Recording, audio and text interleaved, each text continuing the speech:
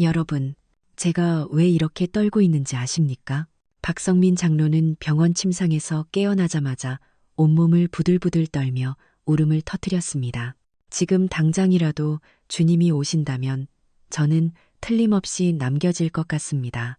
27년간 신앙생활을 했는데도 말입니다. 샬롬, 사랑하는 성도 여러분, 안녕하세요. 오늘 저는 한 분의 충격적인 간증을 여러분께 전해드리려고 합니다. 이분은 우리 교회에서 27년간 신앙생활을 해오시고 장로직을 12년째 맡고 계신 박성민 장로님이십니다. 그런데 이분이 지난주 목요일 새벽에 겪으신 일은 정말 상상을 초월하는 놀라운 체험이었습니다. 박성민 장로님은 정말 모범적인 신앙인이셨습니다. 매일 새벽 4시 30분에 일어나서 기도원에 올라가 1시간씩 기도하시고 새벽 예배가 끝나면 교회 청소와 화단 정리를 도맡아 하셨습니다.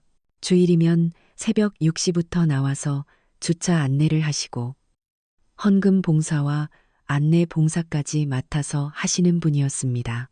교회에서 무슨 일이 있으면 제일 먼저 달려오시고 목사님께서 부탁하시는 일이면 무엇이든 마다하지 않고 해주시는 분이었지요. 그런데 이상하게도 박성민 장로님은 마음속에 늘 불안감이 있으셨다고 합니다. 이렇게 열심히 신앙생활을 하고 있는데도 내가 정말 구원받았을까? 이렇게 해도 과연 천국에 갈 수 있을까? 하는 의문이 끊임없이 들었다는 겁니다. 특히 밤에 잠자리에 들 때면 만약 오늘 밤 주님이 오시면 나는 과연 들림받을 수 있을까라는 두려움이 몰려왔다고 하십니다. 그날도 평소와 다름없는 하루였습니다. 새벽 기도를 마치고 오후에는 병원에 입원해 계신 교우분들을 신방하고 저녁에는 교회 부엌에서 다음날 있을 전도 집회 준비를 도우셨습니다. 그리고 그날 밤 9시부터는 교회에서 특별 철야 예배가 있었습니다. 박성민 장로님은 철야 예배에 빠지신 적이 한 번도 없으셨습니다. 아무리 몸이 아프고 피곤해도 이런 게 진짜 신앙생활이지라고 하시며 꼭 참석하셨지요.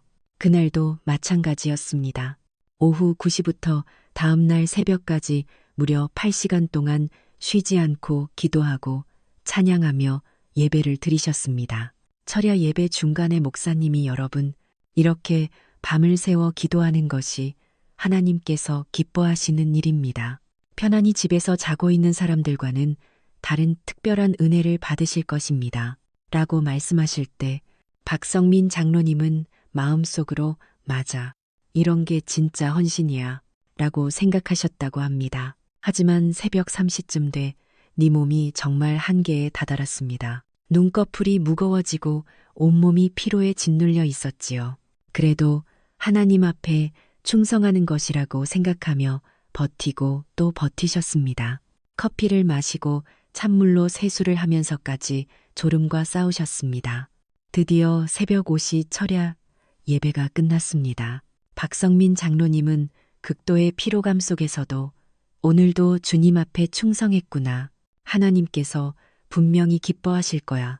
라는 뿌듯함을 느끼며 집으로 향했습니다. 새벽 공기가 차갑게 느껴졌지만 마음만은 따뜻했다고 합니다. 그런데 바로 그때였습니다.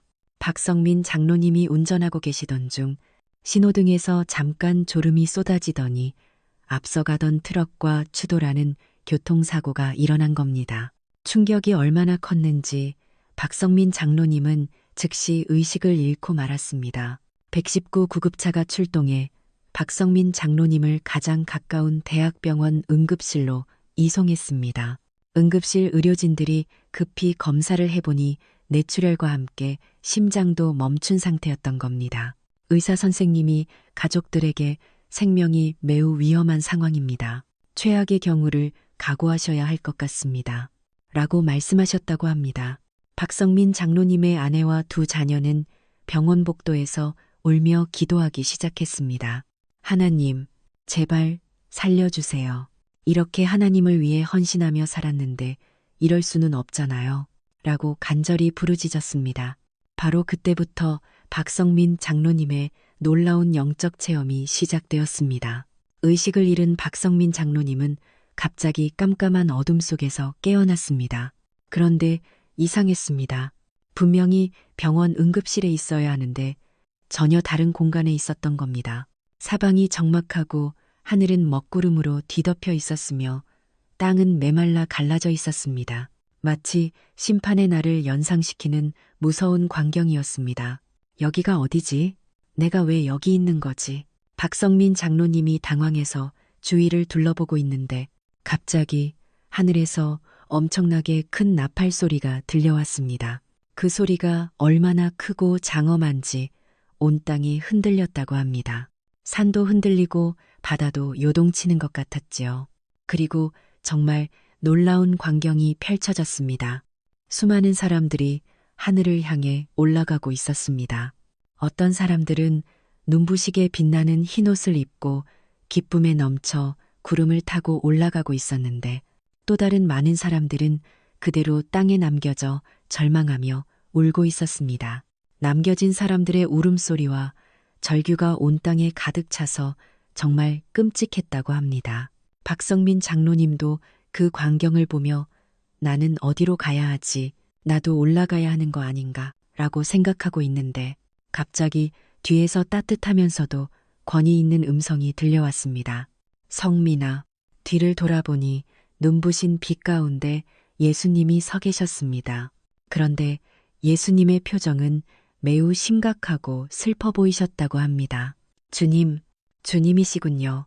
저 사람들은 도대체 왜 남겨진 겁니까? 저들도 다 교회 다니고 신앙생활 한 사람들 아닙니까? 저 중에는 목사님들도 보이고 장로님들도 보이는데요. 예수님께서 깊은 한숨을 쉬시며 말씀하셨습니다.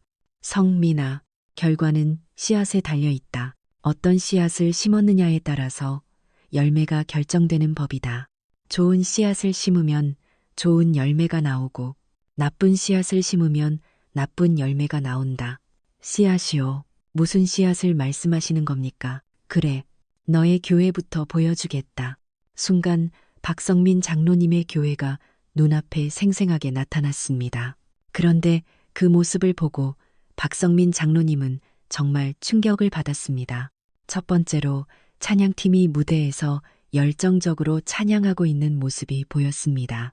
겉으로는 정말 은혜로워 보였는데 예수님이 말씀하셨습니다. 저들을 자세히 보아라. 하나님을 찬양한다고 하지만 실제로는 사람들에게 보이기 위해서 하는 것뿐이다. 박수받기를 원하고 인정받기를 원한다. 하나님보다는 자신들을 높이고 있다. 이것이 첫 번째 독이다. 정말로 자세히 보니 찬양 팀원들의 마음속에는 하나님에 대한 사랑보다는 사람들의 박수와 칭찬에 대한 욕망이 가득했습니다. 두 번째로는 목사님이 설교단에서 설교하시는 장면이었습니다. 성도 여러분, 가난하게 사는 것이 복이고 어려워도 참고 견디는 것이 신앙입니다. 세상의 부와 성공을 추구하지 마십시오. 그것은 세속적인 것입니다. 그런데 예수님께서 말씀하셨습니다. 내가 언제 가난을 미워하라고 했느냐? 내가 온 것은 양으로 하여금 생명을 얻게 하고 더 풍성히 얻게 하려는 것이다. 그런데 저들은 성도들로 하여금 가난과 고통에 만족하게 만들어서 하나님의 축복을 누리지 못하게 하고 있다. 이것이 두 번째 독이다. 세 번째로는 교회 운영 모습이 보였습니다. 모든 것이 사람의 계획과 사람의 능력으로만 이루어지고 있었습니다. 성령님의 인도하심은 전혀 없고 오직 인간적인 방법과 세상적인 지혜로만 모든 일을 처리하고 있었습니다. 예수님이 말씀하셨습니다. 성령 없는 교회는 그냥 종교단체일 뿐이다. 내가 없는 교회는 단순한 사교 모임에 불과하다.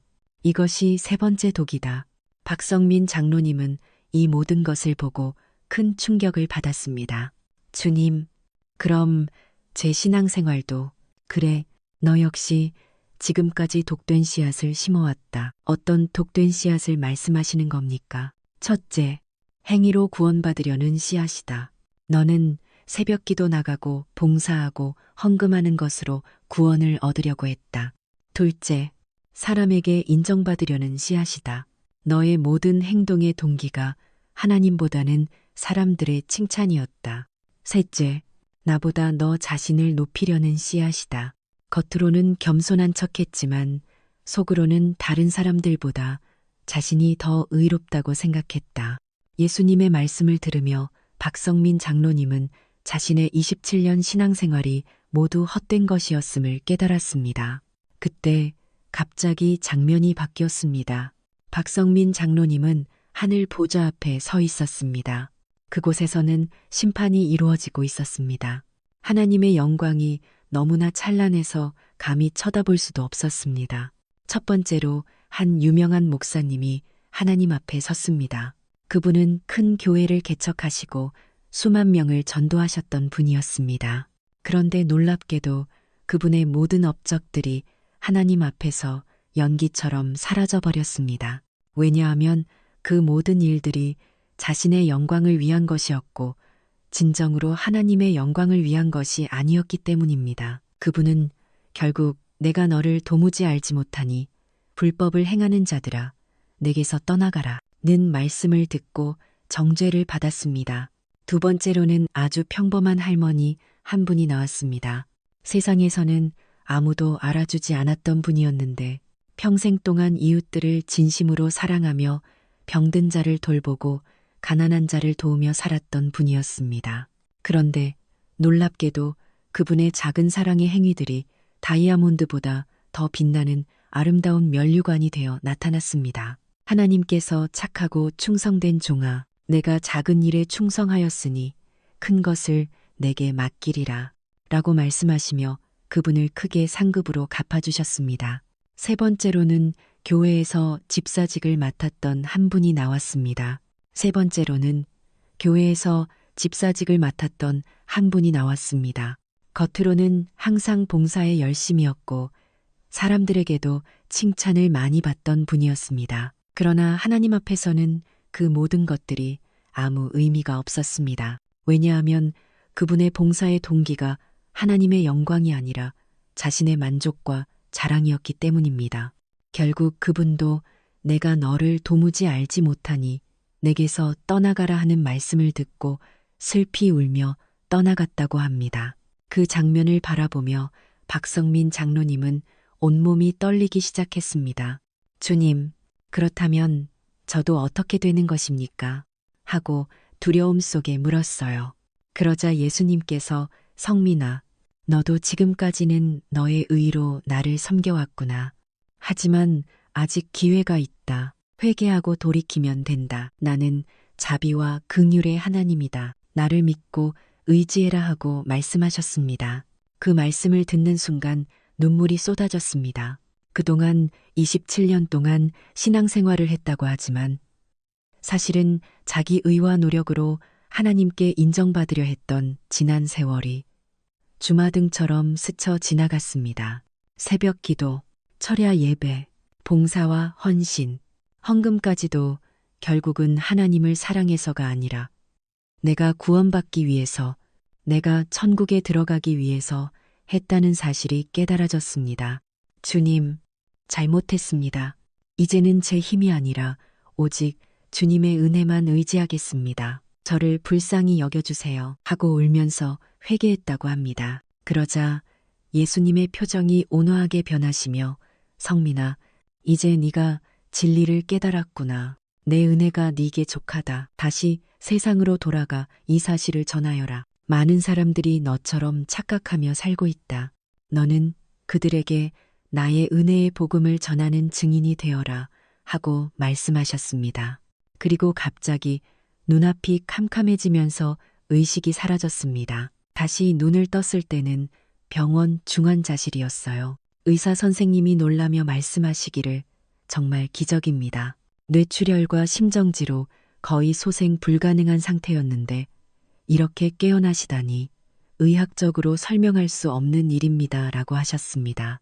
가족들도 눈물을 흘리며 아버지, 남편, 장로님하고 부르짖으며 감사의 기도를 드렸습니다. 그 후 박성민 장로님은 완전히 다른 사람이 되었습니다.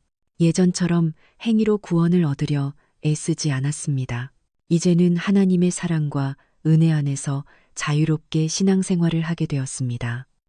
억지로가 아니라 감사와 기쁨으로 봉사할 수 있게 되었습니다. 교회에서도 그 간증을 듣고 많은 성도들이 눈물을 흘리며 회개하고 새롭게 변화되었다고 합니다. 겉으로는 열심히 교회 일을 하고 기도도 많이 하고 헌금도 많이 했지만 실제로는 모든 것이 자신의 이익과 체면을 위한 것이었습니다. 사람들 앞에서는 의로운 척했지만 뒤로는 교만하고 미움과 시기가 가득했어요. 그분의 겉모습은 흰 무덤처럼 깨끗해 보였지만 속은 썩은 뼈와 죄악으로 가득했습니다. 결국 그분도 정죄를 받고 어둠 속으로 쫓겨났습니다. 박성민 장로님은 이 모든 것을 보며 온몸이 떨렸습니다. 주님, 저도 저런 사람들과 다를 바가 없습니다. 저 역시 위선자였습니다.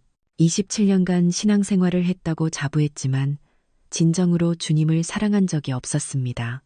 그때 더욱 놀라운 장면이 펼쳐졌습니다. 이번에는 목자들에 대한 심판이 시작된 것이었습니다. 하나님께서 목사들과 장로들 그리고 모든 교회 지도자들에게 3가지 질문을 던지셨습니다. 첫째, 내 아들 예수에게 무엇을 하였느냐? 너희가 예수를 높였느냐? 아니면 너희 자신을 높였느냐? 둘째, 내가 준 은사와 달란트로 무엇을 하였느냐? 내 나라를 건설했느냐? 아니면 너희 왕국을 건설했느냐? 셋째, 그래서 누가 진정으로 변화되었느냐? 얼마나 많은 영혼들이 참된 회개를 하고 거듭났느냐? 목자들은 그 질문 앞에서 아무 대답도 하지 못했습니다. 그들은 예수님을 높이지 않고 자신들을 높였고 하나님이 주신 은사와 달란트로 자신들의 명예와 부를 추구했으며 양들을 진정으로 변화시키지 못했기 때문입니다. 그들 역시 악하고 게으른 종이라는 정죄를 받았습니다. 예수님이 박성민 장로님에게 슬픈 음성으로 말씀하셨습니다. 성민아, 목자들의 실패가 곧 양들의 실패다. 목자가 잘못된 길로 인도하니까 양들도 잘못된 길로 가는 것이다. 그래서 이렇게 많은 사람들이 남겨지는 것이다. 박성민 장로님은 더 이상 견딜 수 없어서 그 자리에 무릎을 꿇고 통곡하기 시작했습니다. 주님, 용서해 주십시오. 저는 지금까지 종교 생활을 했을 뿐 진정한 신앙 생활을 하지 못했습니다. 주님을 사랑한다고 했지만 실제로는 저 자신만 사랑했습니다. 그때 예수님의 표정이 부드러워지시면서 따뜻한 음성으로 말씀하셨습니다. 성민아, 이제 참된 회개가 무엇인지, 진정한 거룩함이 무엇인지 가르쳐 주겠다. 첫째, 왕좌에서 내려오는 것이다. 지금까지 너는 내 인생의 왕좌에 너 자신을 앉혀놓고 살았다. 모든 결정을 네가 하고 모든 계획을 네가 세웠다. 하지만 진정한 회개는 그 왕좌에서 내려와 나를 왕으로 주인으로 모시는 것이다. 둘째, 성령의 음성에 순종하는 것이다. 지금까지 너는 네 생각과 네 계획과 네 감정대로 살았다. 하지만 거룩한 삶은 매 순간 성령님의 음성을 듣고 순종하는 삶이다. 성령님이 가라고 하면 가고 하지 말라고 하면 하지 않는 것이다. 셋째, 자기 의를 버리고 나의 의를 잇는 것이다. 지금까지 너는 네 행위와 네 노력으로 의롭게 되려고 했다. 하지만 구원은 오직 은혜로 믿음으로만 받는 것이다. 네가 할 일은 내가 십자가에서 이루신 구원을 믿고 받는 것뿐이다. 예수님의 말씀을 들으며 박성민 장로님은 놀라운 변화를 체험했습니다. 지금까지 짊어지고 있던 무거운 종교적 짐들이 모두 벗겨지는 것 같았고 마음의 진정한 자유와 평안과 기쁨이 찾아왔습니다. 27년 만에 처음으로 참된 안식을 경험한 것입니다. 주님, 이제 알겠습니다. 제가 지금까지 한 것은 신앙생활이 아니라 종교생활이었습니다. 저는 주님을 사랑한 것이 아니라 제 자신을 사랑했고 주님을 섬긴 것이 아니라 제 욕망을 섬겼습니다. 예수님이 환한 미소를 지으시며 말씀하셨습니다. 그래, 이제야 진짜 시작이다. 이제야 너는 참된 그리스도인이 되었다. 이제야 너는 내 제자가 되었다. 주님, 그럼 저는 이제 정말로 구원받은 건가요? 성민아, 구원은 네가 무엇을 하느냐에 달린 것이 아니다. 구원은 내가 십자가에서 이미 완성한 것이다. 너는 그것을 믿고 받기만 하면 된다. 로마서 10장 9절을 기억하라. 네가 만일 내 입으로 예수를 주로 시인하며 또 하나님께서 그를 죽은 자 가운데서 살리신 것을 네 마음에 믿으면 구원을 받으리라. 그럼 어떻게 확신할 수 있습니까? 어떻게 내가 정말 구원받았다는 것을 알 수 있습니까? 예수님이 박성민 장로님의 이마에 손을 얹으시며 말씀하셨습니다. 성민아, 오직 성령의 인치심만이 마지막 날 구원의 보증이다. 에베소서 1장 13절에 기록된 대로 그 안에서 너희도 진리의 말씀, 곧 너희의 구원의 복음을 듣고 그 안에서 또한 믿어 약속의 성령으로 인치심을 받으니라고 했다. 성령님이 내 마음에 거하시고 네가 하나님의 자녀임을 증거하실 때 그때야 너는 진정한 확신을 갖게 될 것이다. 순간 박성민 장로님의 마음에 성령님이 임하시는 것을 체험했습니다. 지금까지 한 번도 경험해 보지 못한 깊은 평안과 확신이 마음을 가득 채웠습니다. 로마서 8장 16절의 말씀처럼 성령이 친히 우리의 영과 더불어 우리가 하나님의 자녀인 것을 증언하시느니라는 말씀이 현실이 되었습니다. 주님, 너무 감사합니다. 이제야 진정한 평안을 얻었습니다. 저는 이곳에 계속 머물고 싶습니다. 이 평안을 계속 누리고 싶어요. 하지만 예수님이 말씀하셨습니다. 아니다. 성이야, 이제 돌아가라. 내가 본 것과 들은 것을 사람들에게 전하라. 특히 목자들에게 전하라. 시간이 얼마 남지 않았. 내가 곧 온다. 주님, 하지만 저는 주님 곁에 있고 싶어요. 가거라. 나는 항상 너와 함께 있을 것이다. 세상 끝날까지 너와 함께 있으리라. 그리고 기억하라. 마태복음 28장 19절과 20절의 말씀을 그러므로 너희는 가서 모든 민족을 제자로 삼아 아버지와 아들과 성령의 이름으로 세례를 베풀고 내가 너희에게 분부한 모든 것을 가르쳐 지키게 하라. 볼지어다. 내가 세상 끝날까지 너희와 항상 함께 있으리라 하시니라. 김성희 장로님은 눈물을 흘리며 예수님께 작별 인사를 드렸습니다. 주님 곁을 떠나기가 너무 아쉬웠지만 주님의 명령에 순종해야 한다는 것을 알았습니다. 그 순간 모든 것이 사라지고 김성희 장로님은 병원 중환자실 침대에서 눈을 떴습니다. 심전도 기계에서 규칙적인 삐삐 소리가 들려왔고 간호사들이 급히 달려왔습니다. 의사 선생님, 환자가 깨어났습니다. 간호사가 외쳤습니다.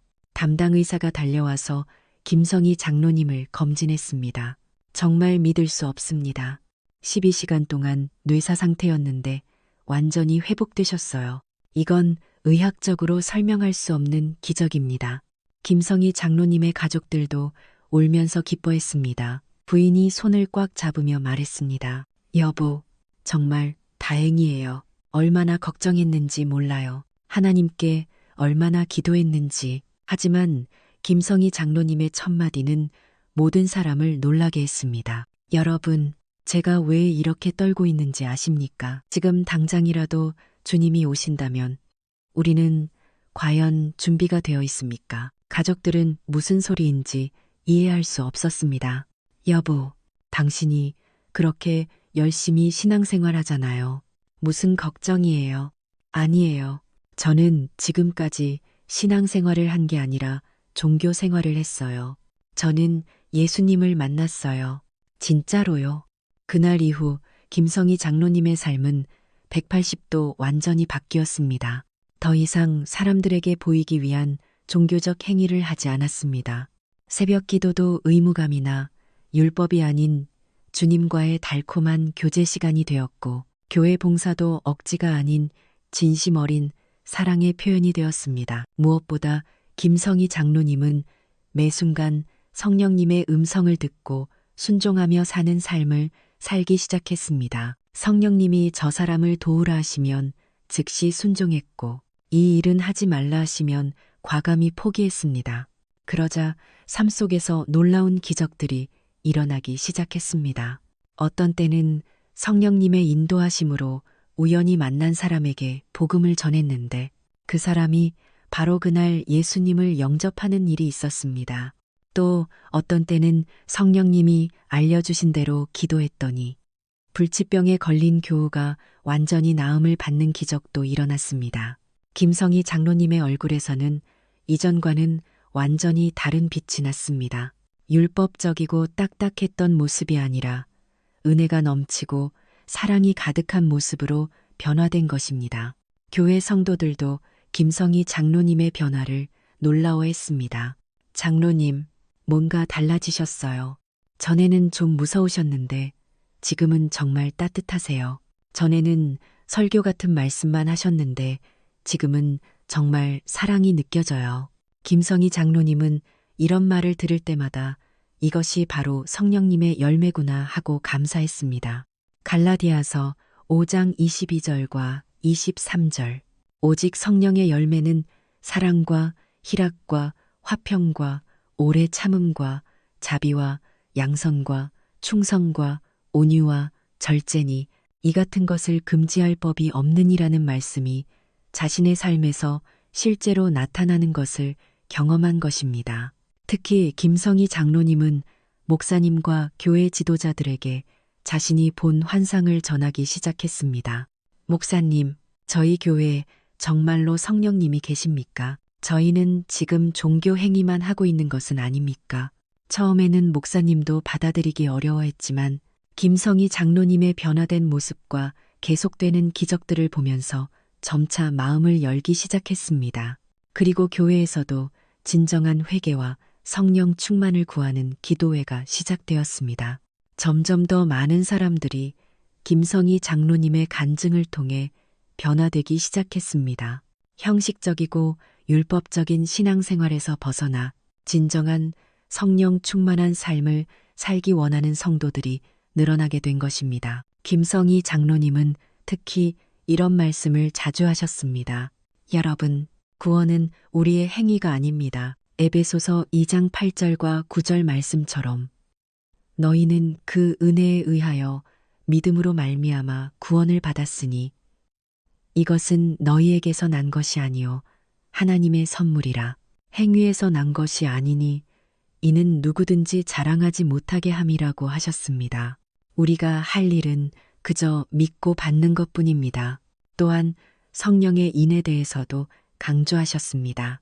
여러분, 진정한 구원의 확신은 성령님의 인에서 나옵니다. 에베소서 1장 13절 말씀처럼 그 안에서 너희도 진리의 말씀 곧 너희의 구원의 복음을 듣고 그 안에서 또한 믿어 약속의 성령으로 인치심을 받았으니 라고 하셨습니다.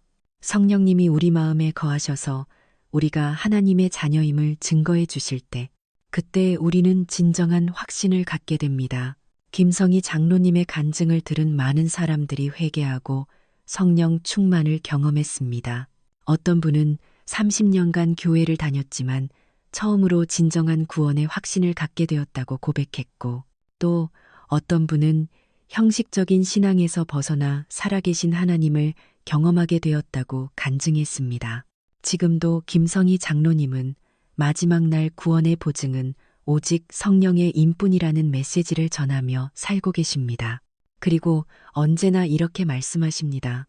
시간이 얼마 남지 않았습니다. 주님이 곧 오십니다. 우리는 과연 준비가 되어 있습니까? 여러분, 혹시 여러분도 김성희 장로님처럼 종교 생활을 하고 계시지는 않으십니까? 행위로 구원받으려고 애쓰고 계시지는 않으십니까? 사람들에게 보이기 위해 신앙생활을 하고 계시지는 않으십니까? 성경은 분명히 말씀합니다. 구원은 우리의 행위가 아닌 하나님의 은혜라고요.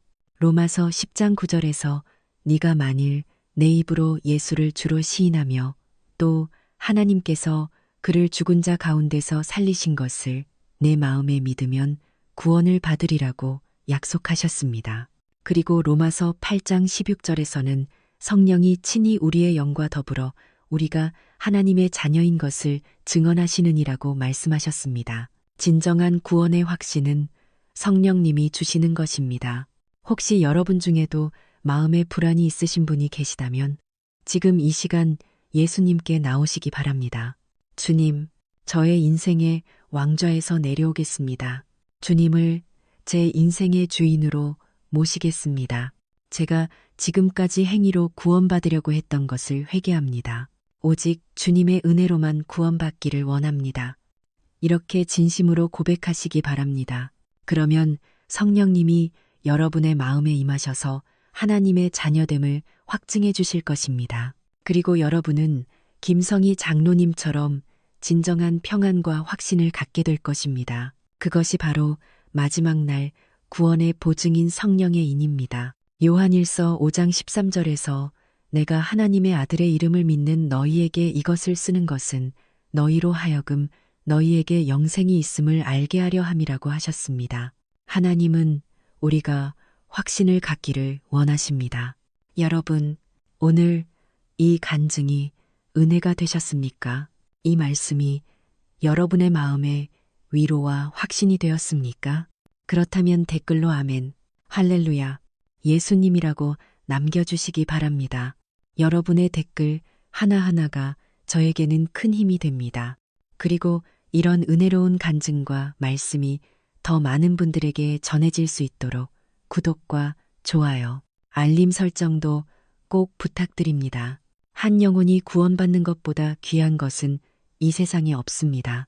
여러분의 작은 손길이 누군가에게는 구원의 통로가 될 수 있습니다. 앞으로도 계속해서 하나님의 은혜와 사랑, 그리고 성령님의 역사하심을 증거하는 간증들을 여러분께 전해드리겠습니다. 다음에도 더욱 은혜로운 간증으로 찾아뵙겠습니다. 끝으로 한 번 더 말씀드립니다. 시간이 얼마 남지 않았습니다. 주님이 곧 오십니다. 여러분은 과연 준비가 되어 있으십니까? 여러분의 마음에 성령님의 인이 있으십니까? 지금 이 순간 주님께서 오신다면 여러분은 확신을 갖고 들림받을 수 있으십니까? 만약 조금이라도 의심이 든다면 지금 당장 주님께 나아가십시오. 늦기 전에 말입니다. 주님은 지금도 여러분을 기다리고 계십니다.